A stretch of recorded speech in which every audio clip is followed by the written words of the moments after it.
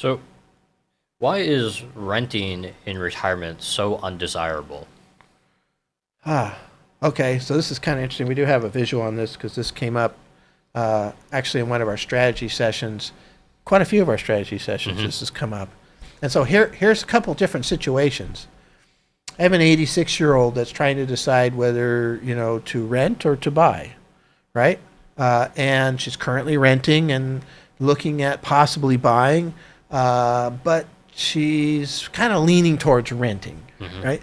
And so when I look at her plan and I run her plan with a rent versus a fixed payment, it really is kind of a coin toss because this chart shows how much rents have come up over the years, right? And you can see the acceleration in the last 12 months, Hmm. right? A little steeper move there. And what, but she's 86. Yep. So it's not as much. So then I talked to her about, well, what do you like about renting? The number one thing she likes about renting is that she doesn't have to fix anything. She just calls a landlord. And that's the number one thing that she worries about buying is like, even though her rents could go up, she's worried that she's going to end up with more and more costs to maintain the place, right? Places that she's looking at are a little bit older, maybe they Hmm. need a new water heater, or these types of things.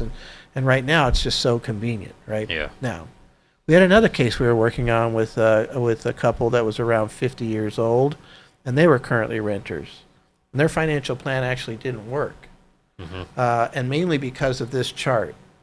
Rents are kind of uncontrollably going up, and you could really get sucked up into a vortex of higher rents when inflation gets really high, like it is now. And so you see the scenario where you can have an uncontrollable cost coming Hmm. at you, and your income might not be going up as fast as your rent's going up.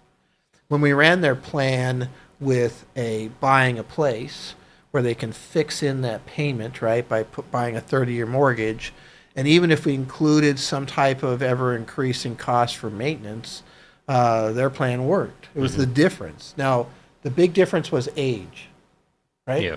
So 50, looking out to say age 100s, 40 years, 60 years, 50 years, sorry, versus 86, right? So age does factor in.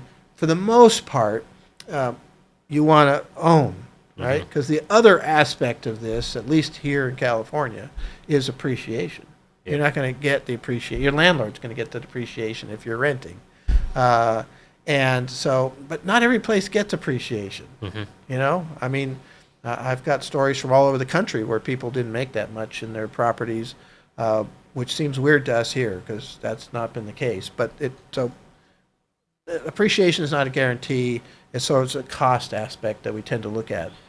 Another thing is, if you're younger too, if you have a mortgage, sometime in retirement, that mortgage is going to disappear usually. And that's another expense that kind of disappears.